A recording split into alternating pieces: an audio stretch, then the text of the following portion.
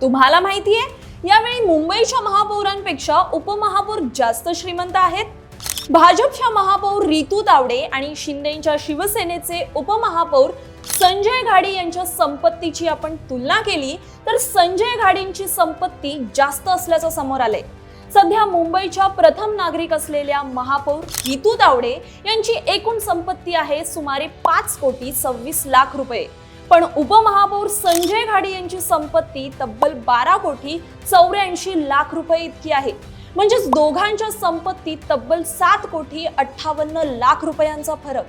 खास बाब म्हणजे 2017च्या निवडणुकीत घाडी यांची संपत्ती फक्त 3,10,00,000 रुपये होते आणि आता एका निवडणुकीतच त्यांच्या संपत्तीत जवळपास 9,74,00,000 रुपयांची वाढ झाली आहे.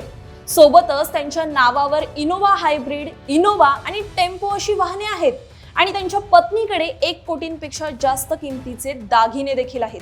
तर दुसरीकडे महापौर तावडे यांच्याकडे फॉर्च्युनर, i20 आणि ॲक्टिवा अशी 3 वाहने आहेत. आणि ही सर्व माहिती उमेदवारी अर्जासोबत दिलेल्या प्रतिज्ञापत्रातून समोर आली असल्याचं लोकमत सांगतंय.